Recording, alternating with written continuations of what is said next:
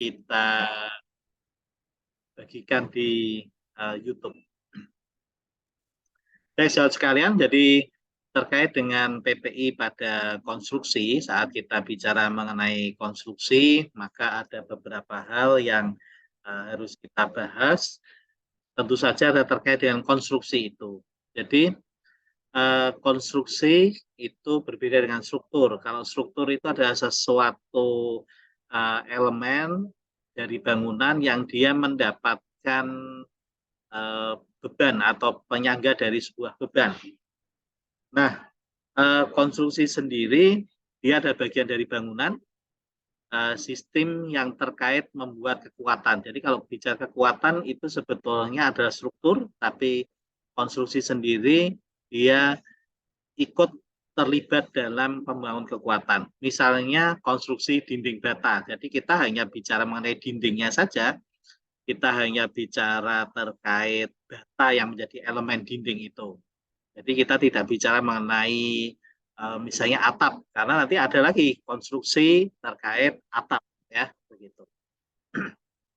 Nah, kemudian dalam membangun bangunan ya sebetulnya tidak hanya bangunan Fasiankes saja. Kita bicara Fasiankes, jadi Fasiankes itu tidak hanya rumah sakit ya, tapi juga puskesmas, juga klinik gitu ya. Dan kebetulan saya juga pernah diminta untuk terlibat dalam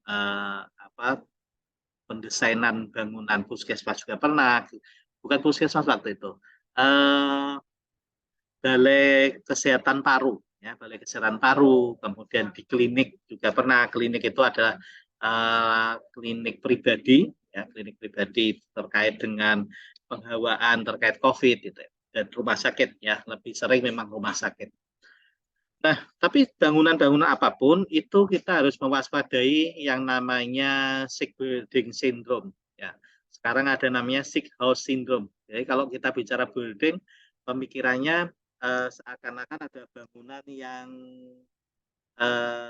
tinggi, yang yang tinggi, yang kemudian eh, besar gitu ya.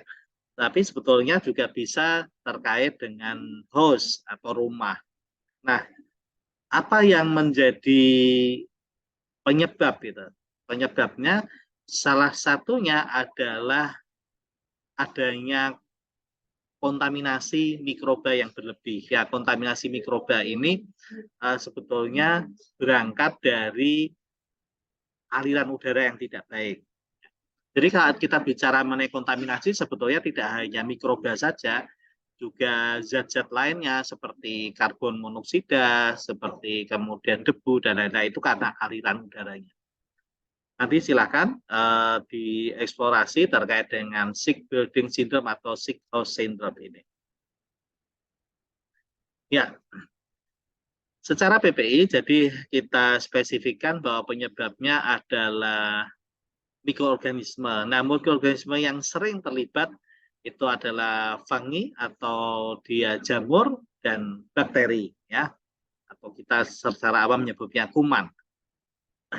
Dan mikroorganisme ini timbul atau muncul tidak sembarangan. Artinya tidak kemudian semua mikroorganisme timbul di kondisi yang sama. Ya. Salah satu kondisi yang mendorong adalah kelembapan. Kelembapan ini nanti sangat ada hubungannya dengan temperatur, pengaturan temperatur, dan ada hubungannya dengan pengaturan dari aliran udara. Jadi kok bisa ya? Kok bisa seperti itu sampai tersusun seperti itu ya? Satu karena kurangnya perencanaan. Jadi pembangunan di Fasiankes itu kadang langsung tanda kutip langsung tempel begitu ya. Jadi tidak direncanakan. Misalnya saya akan membuat pengembangan misalnya dari rumah sakit yang awalnya 50 bed sampai nantinya mau berapa bed sih ke depannya. Nah, itu sebetulnya harus sejak awal direncanakan. Karena kalau tidak akhirnya begitu ada lahan kosong dibangun, ada lahan kosong dibangun, sehingga lahan yang sudah existing, yang sudah berdiri itu dia akan ada gangguan atau ketidakcukupan terkait dengan misalnya sinar matahari yang masuk, terkait dengan aliran udara yang kemudian menjadi stuck atau menjadi terkepung gitu. Nah, itu karena kurangnya perencanaan. So, kalau sudah terlanjur seperti itu bagaimana? Ya, sebetulnya bisa kita atasi, tapi caranya juga tidak mudah. Kemudian kurangnya identifikasi risiko. Jadi ini sebetulnya merupakan bagian dari perencanaan, karena di dalam perencanaan selalu ada proses identifikasi risiko. Misalnya tempat saya ini, rumah sakit atau fasiankes atau puskesmas atau mungkin klinik, ini letaknya di mana? Ya. Arah anginnya dari mana, arah terbitnya matahari kemana, arah tenggelam matahari kemana, itu semua harus teridentifikasi. Kemudian yang ketiga adalah polusi udara kontaminan selama konstruksi.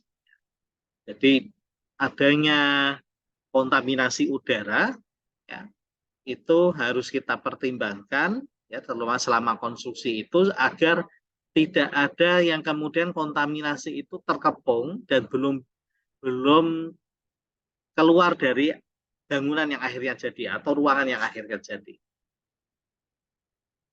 Ya, nah jadi saat konstruksi itu mungkin sejauh sekalian pernah melihat ya. Jadi kalau saat konstruksi itu kondisinya seperti ini. Jadi kemudian kita menyusun fondasi dan lain yang semuanya adalah ya debu, kemudian tanah dan lain-lain yang itu harus pasca konstruksi itu adalah sudah selesai ya.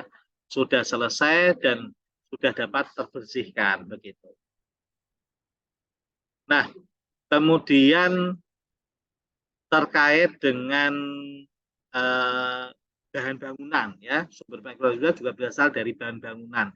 Bagaimana bahan bangunan itu kalau sejawat sekalian sudah membaca dan mudah-mudahan sudah mempelajari juga, yaitu terkait dengan porositas dari gedung, ya porositas dari bangunan, itu di situ akan kita ketahui kenapa porositas itu penting untuk dikaji ya, bahan yang memiliki porositas itu harus kita kaji, karena disitulah yang nanti akan berpengaruh terhadap timbunan dari mikroorganisme dan juga nantinya akan menjadi faktor-faktor yang menjadi bekal terkait dengan kajian penghawaan atau aliran udara. Nah ini paling tinggi dari beberapa pustaka yang saya kumpulkan, kemudian kita pelajari, ternyata paling tinggi kejadiannya adalah aspergillosis karena aspergillus. Dan monggo sejawat kalau menginginkan itu ada buku cukup bagus terkait dengan infeksi nosokomial pada pasien di fasilitas pelayanan kesehatan yang terkait dengan konstruksi. Dan memang paling tinggi kalau dari jamur itu aspergillosis atau aspergillus, dan dari bakteri itu legionella. Ini contoh ini ya, contoh aspergillus ya, aspergillosis. Jadi membentuk crescent sign gitu ya, crescent sign. Jadi seperti sabit gitu. Nah, kelembapan terkait dengan kelembapan pun sebetulnya WHO sudah ada panduannya. Monggo kalau nanti memang perlu saya bagikan terkait dengan kelembapan tersebut. Jadi terkait dengan indoor air quality.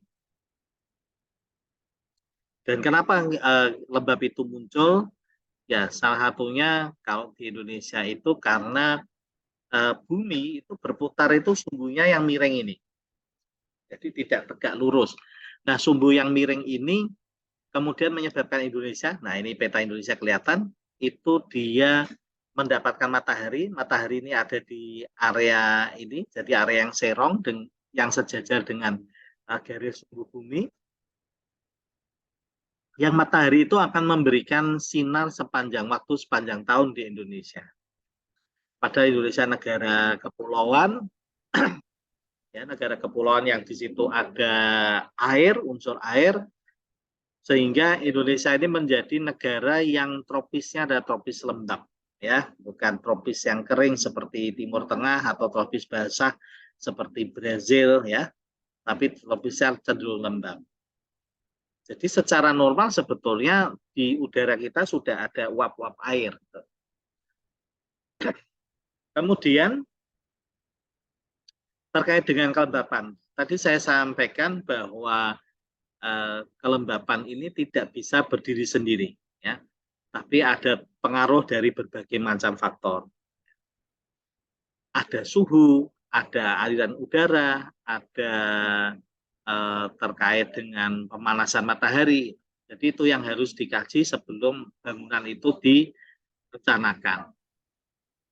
Jadi pada saat daya serap udara atas uap air telah jenuh, maka akan memunculkan kelembapan. Jadi kalau sudah penuh, maka akan munculkan kelembapan yang direspon tubuh dengan rasa lengket. Jadi kelembapan itu bukan basah yang menyegarkan, tapi masalah justru rasa lengket.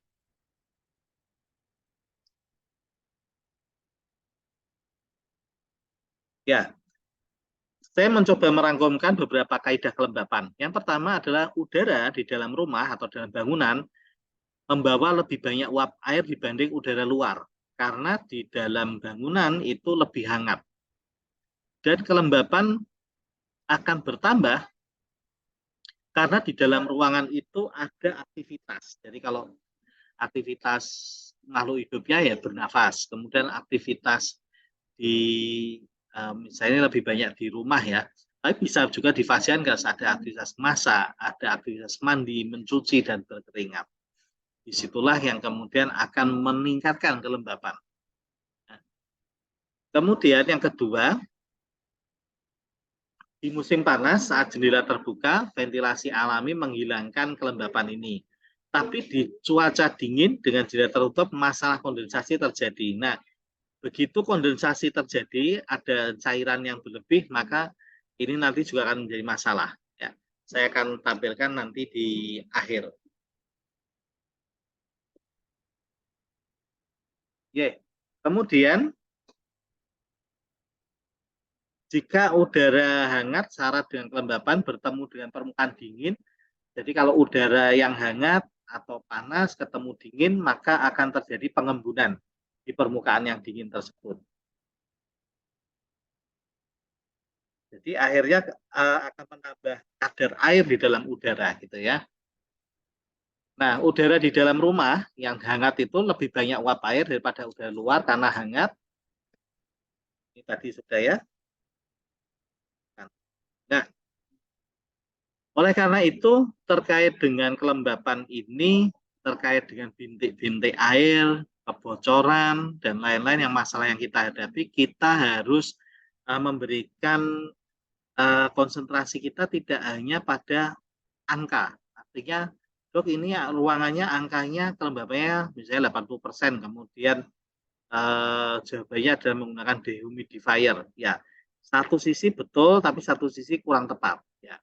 Kenapa? Karena sumber masalahnya harus diketahui dan harus diatasi. Sebagai contoh misalnya pemasangan jendela. Ini pemasangan jendela ya. Jadi ini kaca, ini untuk tumpuan jendelanya atau kerangkanya. Nah, kemudian kalau ini adalah udara yang hangat, ya, dia bertemu dengan di balik kaca ini adalah udara dingin, maka terjadi kondensasi karena udara panas dan dingin kalau bertemu dia akan mengembun, ada titik embun.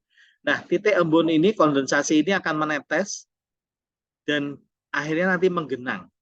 Nah, disitulah yang kemudian nanti akan meresap secara osmolaritas ke dalam dinding yang kemudian menyebabkan dinding itu basah ya. Sama juga kalau misalnya atap juga ya, akhirnya atapnya tampak bocor. Walaupun tidak ada kebocoran di situ tapi atau ada sumber air yang letaknya jauh tapi ini karena terjadi kondensasi tadi. Nah, bagaimana kemudian ini kalau misalnya jendela maka dia ada lubang penghawaan di mana udara yang hangat itu kemudian dia bisa dikeluarkan, Kemudian di sini juga untuk menghindari genangan, maka di sini ada saluran untuk mengalirkan kondensasi. Nah, sehingga dia tidak terkumpul di satu titik, sehingga akhirnya bangunan itu akan lebih awet, ya. Ya, ini kalau pada dinding ya, kalau pada dinding juga sama, dinding itu kadang-kadang eh, sifatnya mati gitu ya, sifatnya mati. Artinya mati itu eh, dia hanya menyerap kelembapan, tapi kemudian tidak mengalirkan. Yang akhirnya kemudian dinding tersebut ada timbunan, di dalamnya akan timbunan sehingga dinding itu akan basah, gitu. Akan basah sehingga basah itu akan menambah uap air di udara sehingga akan meningkatkan kelembapan.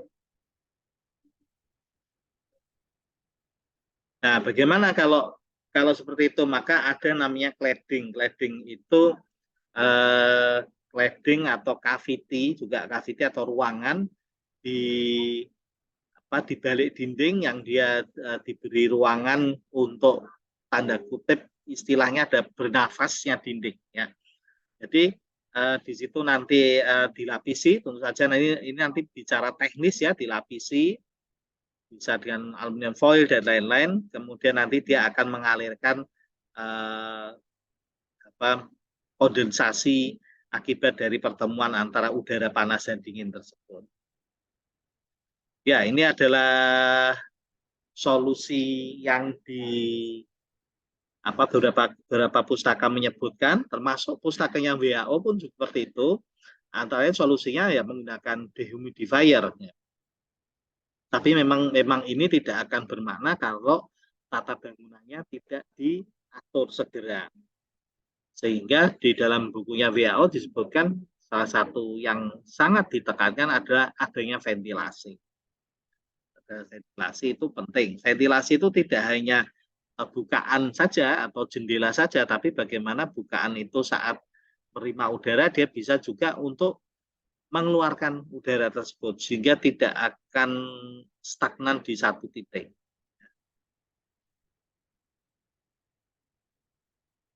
Nah, jadi ventilasi itu menghilangkan kotoran, mengencerkan polutan. Jadi kalau di situ ada terkait dengan mikroorganisme, misalnya TB yang dia polutan di situ, maka dia bisa mengencerkan dari droplet-dropletnya itu, kemudian untuk mengontrol lingkungan, ya, termalnya dan kelembapan dalam bangunan. Jadi itu fungsi arsitekturnya adalah kendali terhadap temperatur atau thermal dari lingkungan dan kelembapan bangunan.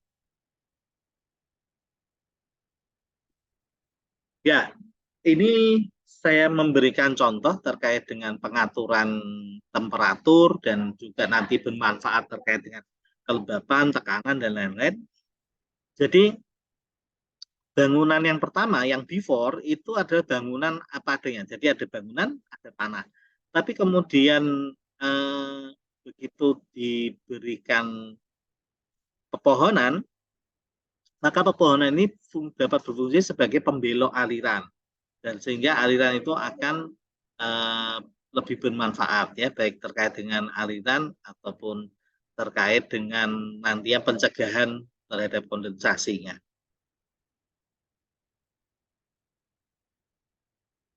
Apa yang bisa dilakukan oleh PPI? Yang pertama, cek kebocoran air, baik dari hujan atau air tanah ke dinding, dari pondasi, dari atap ataupun jendela. Ya, nanti ada gambar ya bagaimana kita mengatur itu semua. Kemudian persoalan terkait plumbing, ya, terkait plumbing atau pemipaan. Kadang yang menjadi kesalahan adalah pemipaan ini didesain dengan tidak hati-hati. Jadi kalau kami selama ini membantu mendesain itu kita memang memasukkan unsur PPI-nya juga, unsur arsitekturnya juga, ya, sehingga kita lakukan itu secara bertahap. Jadi misalnya desain ruangan terkait fungsi ruang, kemudian mendesain kalau itu nanti sudah fix, jadi mendesain terkait tata udaranya, peletakan eh, AC misalnya meletakkan exhaust fan, kekuatannya berapa, sampai terkait plumbing.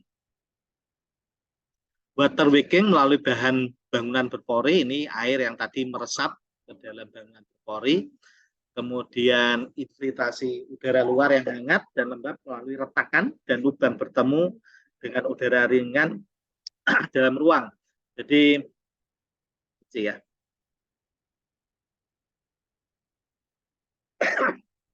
Jadi kalau ada retakan-retakan di dinding itu harus kita kaji. Ya, sebetulnya mengkajinya saat pembangunan bagaimana supaya dinding itu betul-betul dinding yang bagus, yang tidak ada retakan, yang kalau orang teknik bilang itu ada penilaian SLAM, ya SLAM SLUMP terhadap beton. Ya. Nah, itu harus dipertimbangkan. Sehingga kalau ada retakan begini harus segera ditangani supaya tidak ada infiltrasi dari udara luar yang hangat, kemudian nanti bertemu dengan udara dalam. Eksfiltrasi udara dalam ruangan yang hangat melalui retakan juga ya, pada lubang, dan ini nanti akan sekali lagi akan bertemu, dan bertemunya itu tidak selalu di luar. Kalau misalnya di luar tidak ada masalah, tapi bertemunya ada di area dalam dinding tersebut yang nanti akan menyebabkan kondensasi. Dan ini juga tidak hanya dinding, tapi juga bisa langit-langit di loteng, antar antar antar tingkatan gedung itu juga harus dipertimbangkan.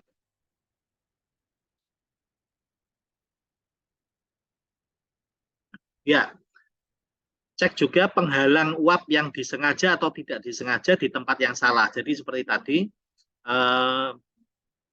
dia dinding, tapi kemudian di situ diberikan penghalang yang menghalangi, yang justru seperti tadi ya kaca, yang justru dia akan terjadi kondensasi yang akhirnya jatuh, membuat genangan. Itu harus kita hindari. Kemudian sumber area yang tidak berventilasi atau ventilasinya buruk. Ya. Jadi misalnya di kolam renang gitu ya. Jadi gini, ada beberapa saya sempat dikonsulkan ada sebuah Fasiankes gitu aja ya. Ya rumah sakit lah. Rumah sakit itu di instalasi rehab mediknya dia memiliki kolam renang ya. Karena ada yang rehab medik yang dia membutuhkan kolam ya untuk penderita stroke ya misalnya. Nah, kolam ini juga harus diperhitungkan. Dia letaknya karena dia ada genangan air, artinya di udara kita secara normal dia sudah mengandung air, kelembabannya tinggi. Kok ini ada kolam renang, itu harus diperhitungkan. Jangan sampai kemudian dia berdampak terkait dengan misalnya di sebelahnya ternyata ruang rawat inap gitu, atau ruang-ruang clean room seperti ruang bedah. Nah, itu harus dipertimbangkan. Maka dari itu memang dalam pembangunan rumah sakit itu misalnya atau Fasiankes itu masalah zona-zona di Fasiankes itu harus dipertimbangkan. Adanya spa, kemudian akuarium, ya, mesin cuci piring, ya, bisa aja kalau di gizi ya. Kemudian perangkat pembakaran, dapur, kamar mandi, di mana air itu bisa mengembun. Kemudian HVAC-nya buruk, menyebabkan kondensasi dan kelemahan dehumidifikasi. Jadi HVAC atau Heat Ventilation and Air Conditioning itu adalah satu keahlian sendiri. Bahkan saya rekomendasikan kadang-kadang jangan gunakan sembarangan, tapi betul-betul yang dia menguasai tentang HVAC atau ahlinya HVAC. Karena dia tidak akan misalnya satu ruangan kemudian AC-nya ada beberapa misalnya. Dan itu pun kanan kiri simetris, padahal bisa saja ruangan tersebut hanya membutuhkan AC satu gitu. Kalau sudah dihitung ininya, sudah dihitung terkait dengan volume ruangannya, maka kita bisa ketemu, oh AC-nya yang dibutuhkan hanya 1 PK misalnya, atau 2 PK. Exhaust-nya juga sama, exhaust-nya harus diperhitungkan juga. Oh ini exhaust-nya saya butuh yang berapa? Misalnya 250 CFM. Itu yang akan termasuk juga meletakkannya ya, termasuk meletakkannya, letaknya di mana saja. Itu yang akan mendorong ya akan mendorong terciptanya aliran udara yang bagus, ya tata udara yang bagus. Cek juga penggunaan bahan yang berpori dan mudah menyerap lembab selama pembangunan. Jadi itu yang harus dikaji terkait dengan penggunaan bahan yang berpori tersebut. Ini sesuai dengan PMK 40 juga ada. Terkait PMK 40 juga menghindari bahan-bahan dengan porositas tinggi. Dan ada terkait dengan material-material porositas itu ada keilmuannya ya. Ada bukunya juga. Tapi saya rasa kalau PPI tidak perlu sampai ke detail itu ya, kecuali nanti ketua PPI-nya dia juga seperti saya itu ya, nyabang ke arsitektur atau teknik sipil. Ya, ini ada beberapa material yang secara serapan kelembapan itu ada angka-angkanya. Tapi ini pun juga harus sesuai dengan kondisi iklim ya, iklim tempat tersebut ya. Ya, ini saya rasa yang nantinya akan berfungsi, akan membantu rekan-rekan untuk berperan terkait dengan PPI ya.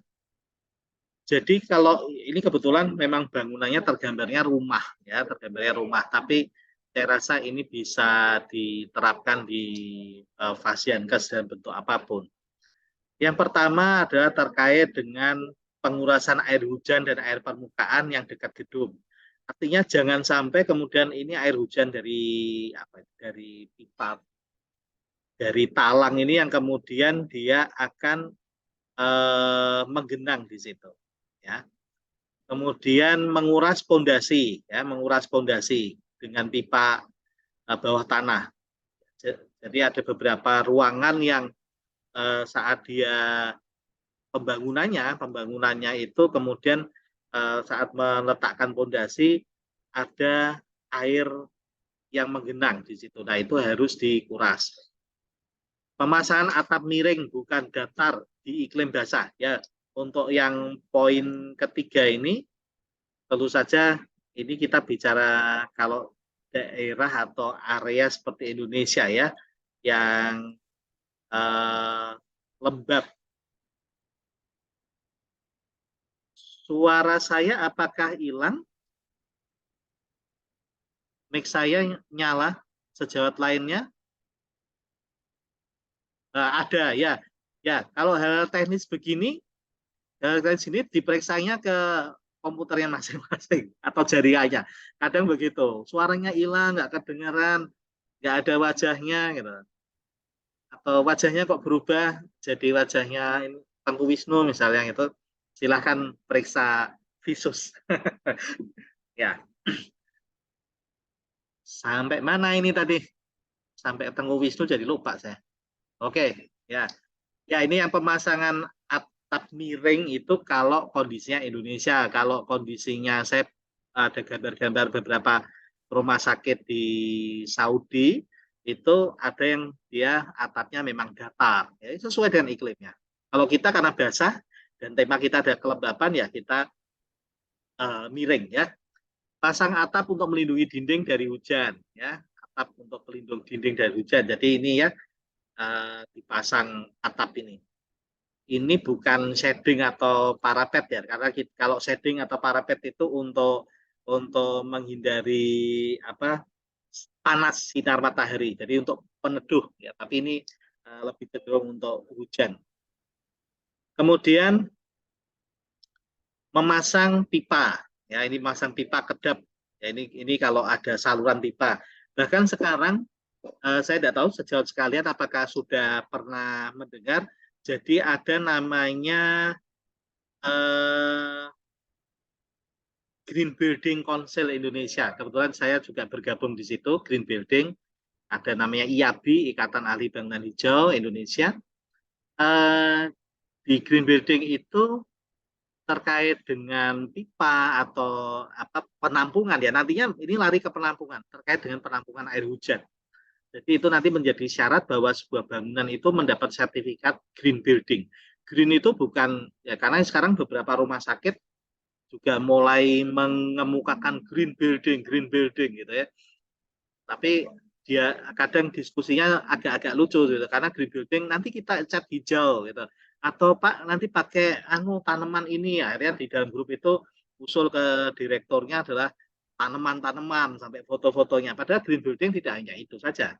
Ya, itu ada bagian dari green ya, tapi yang green building nanti pengaturannya salah satunya dari pemilihan lampu, pemilihan energi air gitu, terkait dengan tata air hujan tadi ya, termasuk terkait juga eh, tata bangunannya. Cukup tuh banyak elemennya. Mudah-mudahan kalau nanti ada minat kita coba kupas itu ya, kupas terkait dengan green building tadi. Green building tapi kita kita terapkan di Fasiankes.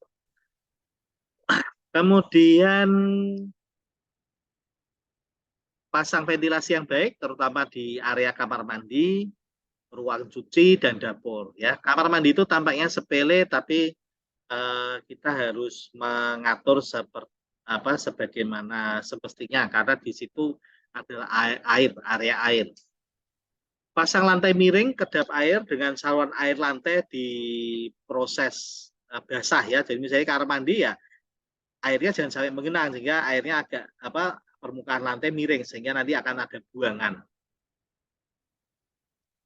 Kemudian ada pencegahan terhadap kondensasi pada dinding tadi ya sudah saya sampaikan di sebelumnya di slide sebelumnya. Kemudian pasang penghalang uap ya, pasang penghalang uap ini tadi juga kalau terkait dengan atap supaya dia tidak masuk. Jadi ada penghalang penguapan atau penghalang kondensasi. Kemudian yang ke-10 ini gunakan konstruksi jendela yang baik dan kedap air termasuk kusen jendelanya. Jadi semuanya harus dihitung ya Ibu ya. Kalau untuk Fasiankes ini memang agak bahasa Jawanya itu neritik, agak rewel gitu ya. Tapi rewel yang kemudian betul-betul kita sudah nggak perlu bongkar pasang lagi gitu. Sudah perlu apa nanti akreditasi. Apalagi kalau akreditasi surveyornya sebetulnya tidak punya bekal ilmu itu ya sehingga dia hanya ya modal ini tidak boleh lah, tidak boleh. Kalau ada seperti itu maka tanyakan regulasinya yang mana atau sumber keilmuannya yang mana ya. Sehingga rumah sakit tidak kemudian atau Fasiankes, puskesmas, klinik tidak terbongkar tapi kemudian nanti surveyor lain datang bongkar lagi. Nah, itu akan memboroskan. Kemudian kuras air hujan dari atap, ya, nomor 11 kuras air hujan dari atap, jadi ada penampungan kalau dia tidak ditampung sebagai tandon hujan maka dia dibuang ya, bisa dibuang.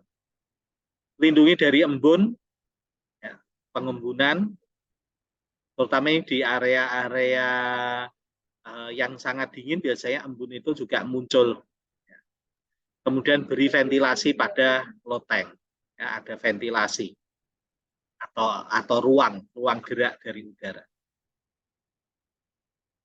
Baik, itu sejawat sekalian terkait dengan apa yang saya sampaikan, yang kemarin menjadi permintaan beberapa teman di rumah sakit, sahabat-sahabat pejuang TPI, yang dok bicara dong terkait kelembapan. Oh baiklah, gitu, nanti kita ulas. Itu ya di HP saya belum ada suaranya. Ya silakan nanti Mbak Anilik ya. Nanti kalau saya ikut baca itu nanti ngurusin HP. Kalau enggak Mbak Anilik ke sini. Ini ke Rumah Sakit Kudus ini. Karena Mbak Anilik kebetulan juga di Kudus. Ini nanti silakan ke Mardi Rahayu. Saya kira di Mardi Rahayu Kudus. Oke, saya akan persilahkan Bapak Ibu untuk meng-unmute ya. Silakan unmute kalau ada yang bertanya. Nah, diketawakan Mas Faris tuh. Ketawa. Iya, sejak tadi ngeributin handphone.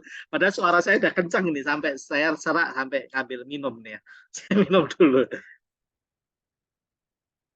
Nah, sampun. Nah, ini rame sih. Ya, nanti kapan-kapan syutingnya dari ini ya. Dari rumah sakitnya Mbak Anilik. Monggo, Kalau ada yang mau didiskusikan, ya materinya baru selesai. Oh, pencahayaan belum, pencahayaan belum. Ini kita baru bicara terkait dengan kelembapan. Ya, ya nanti ada di YouTube, nanti ada di YouTube. Saya juga nanti share materinya di grup ya. Saya share materinya di grup PPI. Mungkin kalau sejawat ada ada yang belum gabung, nanti saya kirimkan ya. Saya tuliskan aja di sini. Atau mungkin Mas Faris bisa membantu saya terkait dengan ini linknya grup WA kita, Mas Faris. Oke dok, siap dok. Ya, nanti biar masuk ke grup Lingkar Ilmu Anti War Armed Icon judulnya. Anti War itu anti microbial stewardship, Armed Icon arsitektur medical infection control. Oh ya, sejawat kalau bertanya monggo boleh resen atau mungkin mengetik di chat. Saya ada waktu sampai jam 11, jadi 15 menit lagi, sekitar 15 menit lagi. Dan tolong bertanyanya kadang-kadang begini, teman-teman ini kalau tanya itu ke Wapri itu, dok mohon dok didesainkan ruangan ini, gitu. Nah itu yang agak sulit ya, jadi nanti itu terkait dengan profesionalitas. Oke, nah ini bagus nih, Usman Shifts ya, terkait dengan kelembapan di tembok, apakah yang kita perbaiki sirkulasinya atau mungkin terkait cat. Nah, bagus. Selama ini adalah kita bergeraknya ke cat. Jadi begitu ada jamur dicat, begitu ada jamur dicat. Tapi paling 3 hari atau mungkin ya paling lama 1 bulan ya. Pengamatan saya mungkin ada yang lebih lama lagi. Itu nanti jamurnya tumbuh. Kenapa? Karena jamur itu dia ada spora. Kalau kita ngecat tuh kita sebetulnya mengecat nodanya, tapi jamurnya akan tetap tumbuh. Nah, oleh karena itu WHO pun menyampaikan itu. WHO menyampaikan adalah memberikan ventilasi, memberikan aliran udara. Ya, jadi aliran udara itu harus diciptakan dan penataan udara. Saya rasa sudah pernah dibahas di video yang lainnya. Silakan sejawat lihat di channel kami. Itu nanti bisa melihat terkait dengan udara. Begitu. Oke. Kemudian Mbak Putri atau Bu Putri, untuk meletakkan handwrap di dinding standar tinggi berapa senti dari dasar? Ya, handwrap di dinding sebetulnya sama seperti kalau pertanyaan meletakkan meletakkan apar itu di mana? Sebetulnya setinggi rata-rata begini. Ya, kita bisa bisa memprediksi sesuai dengan ketinggian rata-rata orang Indonesia, gitu ya. Jadi berapa sentimeternya saya belum pernah membaca, sekian senti, tapi dia mudah dijangkau. Itu nanti ada kaitannya terkait dengan ada sebuah buku yang namanya uh, uh, jadi dia bercerita tentang struktur dan ukuran-ukuran. Jadi misalnya tempat duduk untuk mikroskop itu tingginya berapa, mejanya berapa, itu terkait dengan struktur dan ukuran-ukuran dari dari alat atau perkakas tersebut. Oke. Ada lagi? Tidak ada? Masih. Oke, dari Laila. Di ruang IBS pada selasar antar IBS 1, 2, 3, bolehkah diberi handwrap di dinding di dalam di selasar ya, berarti di koridor ya. Setahu saya tidak ada masalah sebentar, ini IBS 1, 2, 3 dan seterusnya. Maksudnya selasar ini koridor ya. Kalau koridor tidak ada masalah, di koridor tidak ada masalah. Kalau termasuk ini ada handwrap ya. Handwrap saya rasa tidak ada masalah kalau itu. Mbak Amanah, ini dari Rumah Sakit Kardinah, Kota Tegal. Saya kenal karena saya mantan di sana. Kalau mau dicat ulang karena dinding lama berjamur, mau diganti cat antibakteri, apa harus dibersihkan dulu cat lama atau ya kalau cat itu resepnya memang harus digosok dulu ya, walaupun akhirnya kalau cara praktisnya ya ditumpuk gitu. Tapi kalau ini ya, kalau cat ulang karena dinding lama berjamur, berarti kan kalau berjamur itu berarti ada satu penyebabnya terkait dengan aliran udaranya kalau kelembapan. Karena kalau kita membiasakan cat, satu sisi selamat gitu. Apalagi kalau mau akreditasi kan, akreditasi itu kan kadang-kadang seperti bara kolosal gitu kalau saya bilang. Ya walaupun maksud akreditasi bukan seperti itu, tapi kalau kemudian dilakukan pengecatan saja, ya tidak akan menyelesaikan masalah. Begitu. Oke, oke. Masih ada sekitar 3 menit lagi. Dokter izin bertanya, Dok. Raise hand, please. Oh, silakan. Resennya langsung. Oh iya, loh ini Pak Edi bukan? Ya, ya, Dok, betul. Oh ya, kok agak awet muda ini soalnya. Backgroundnya yang bikin awet. Kecil sih Oh dok, iya, awet muda dok. Baik. Gimana Pak Edi? Kayaknya mau ngetik tapi takut keburu habis waktunya. Oh Langsung iya, ya, Dok, oke. ya. Ini barusan belum lama sih sebetulnya salah satu poliklinik di rumah sakit kami ini temboknya diganti karena sudah berjamur, Dok.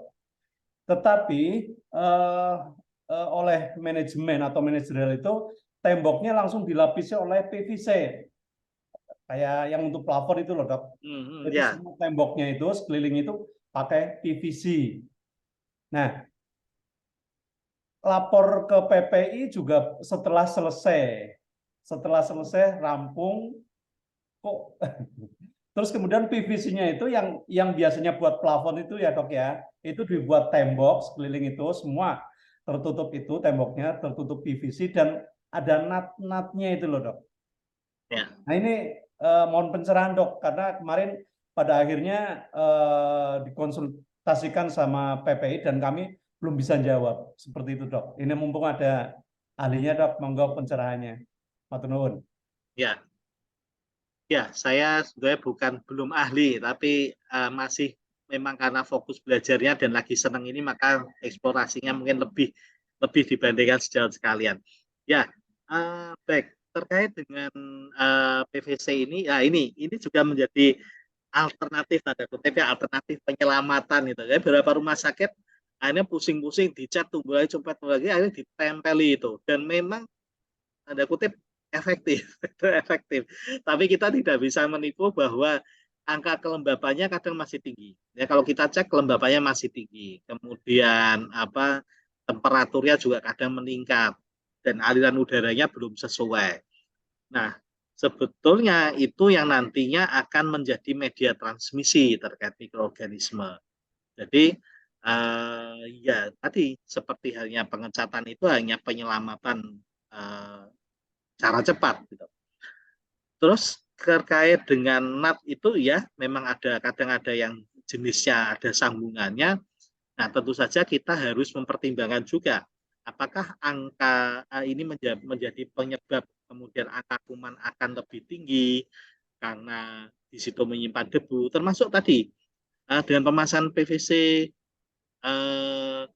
jamur tidak tumbuh, tapi begitu kita uji angka kumannya tinggi. Kenapa? Ya karena memang kita hanya menyelesaikan yang di superficial, tapi yang di intinya masalah terkait dengan kelembapan dan suhu yang masih tumbuh masih ada, Dok. Ada Pak Edi.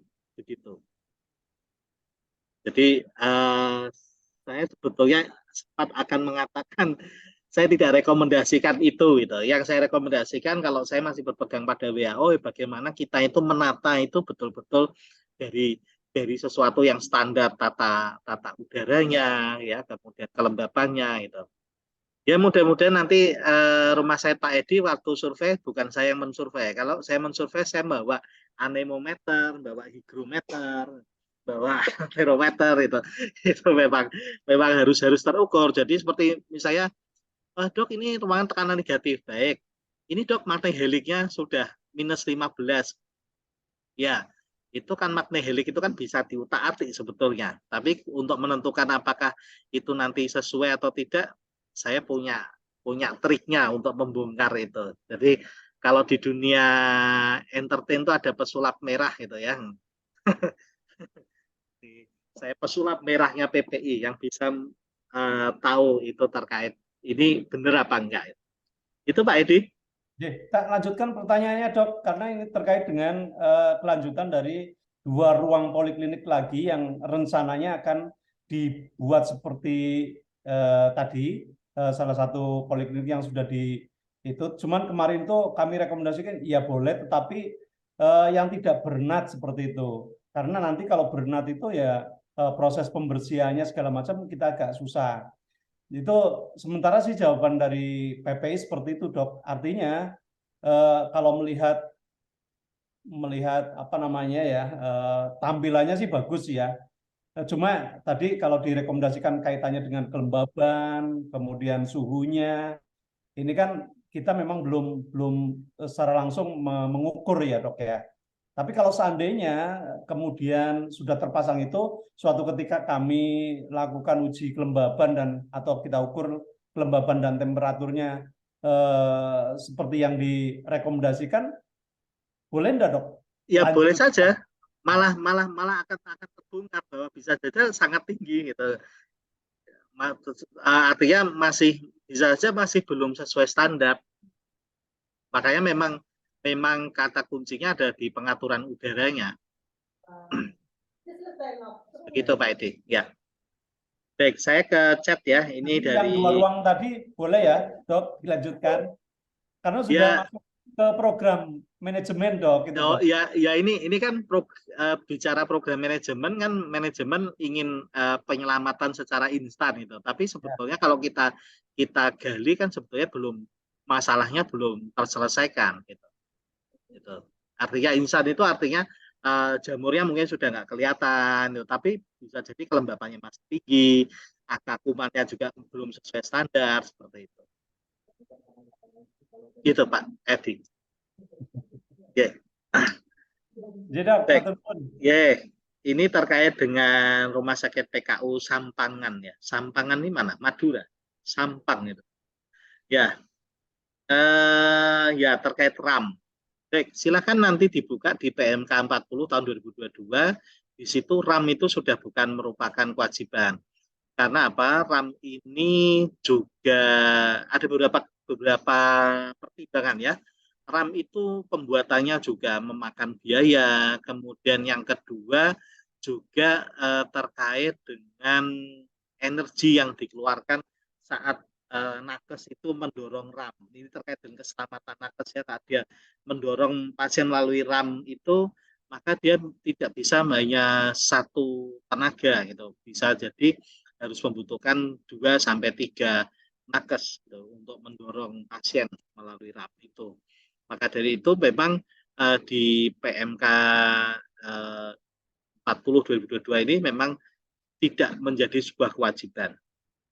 Artinya sebetulnya PMK itu ingin berbicara begini, kalau sudah terlanjur dibangun RAM ya sudah, tidak usah dibongkar, karena harga RAM itu kan bukan harga RAM keseluruhan, tapi harga pertanjakan ini berapa itu. Nah, kemudian terkait bagaimana kalau gempa atau tidak pakai lift. Nah, ini yang kita bisa menggunakan sayangnya saya tidak bisa menunjukkan di sini ya. Jadi ada sebuah desain rumah sakit itu di setiap lantai itu dia sudah kita berikan semacam balkon ya, semacam balkon, tapi bukan balkon yang ini ya, bukan balkon seperti di rumah susun atau hotel begitu yang kita duduk di situ, tapi dia balkon ini balkon untuk penyelamatan. Sehingga kalau ada misalnya kondisi kebakaran atau mobil pemadam itu dia bisa menjangkau itu untuk penyelamatan. Ya seperti kalau kita di pesawat tuh kita menyediakan juga ada ada area balkon yang kemudian dia bisa ada peluncurnya gitu. Nah, itu yang bisa menjadi alternatif juga. Hanya saja yang kita desain kemarin hanya seperti balkon begitu. Itu kita pertimbangkan ini di setiap lantai ada berapa titik disulah untuk terkait dengan penyelamatan pasien. Itu yang kita gunakan. Ya. Tapi saya tidak bisa tunjukkan desainnya di sini karena terkait dengan klien ya. Saya belum minta izin aja gitu ya. Kemudian PPIPC ini mana ya? Pemeriksaan udara ruang kelembapan sebagai tidak ada saya belum membaca ya, monggo nanti sejauh kalian yang mungkin lebih banyak membaca ya mungkin menemukan. Kalau saya pribadi belum pernah menemukan harus berapa kali setahun gitu ya. Tapi sudah ada terkait dengan oh ini sudah perlu dilakukan uji ya, maka kita lakukan uji. Silahkan ditentukan sendiri sesuai dengan kondisi rumah sakit. Misalnya kondisi rumah sakitnya kok PPI merasa bahwa ini kayaknya kita harus perlu memberikan bukti-bukti terhadap direktur, terhadap manajemen, supaya saat kita meminta sebuah renovasi dan lain-lain itu bukan asbun gitu, tapi betul-betul karena ada landasan dari temuan. Kemudian minta modifikasi ruang isolasi dengan AC sentral dan tidak ada vent. Nah, ini seperti ini yang Bu Laila Eli ini, kalau seperti ini saya harus ini seperti mendesain ya, karena ini karakter yang spesifik sekali terkait dengan ruangan tersebut, tidak ada AC sentral, tidak ada ventilasi. Kemudian saya juga tidak tahu ini ruangan letaknya di mana, di samping kanan, kiri, utara, selatan, barat, timur, ada apa, pencahayaan matahari bagaimana, ini sangat spesifik. Maka saya agak kesulitan terus terang seperti ini. Ya. Bahkan kadang-kadang terus nanti WA ke tempat saya gambar pakai kertas gitu. Jadi ini, nah itu saya sulit. Itu saya harus melihat lokasi terus terang. Ya. Oke. Baik, jangan sekalian, ini kurang 2 menit. Kurang 2 menit. Monggo, kalau 2 menit ini ada satu pertanyaan untuk diskusi. Atau sudah selesai? Tidak ada?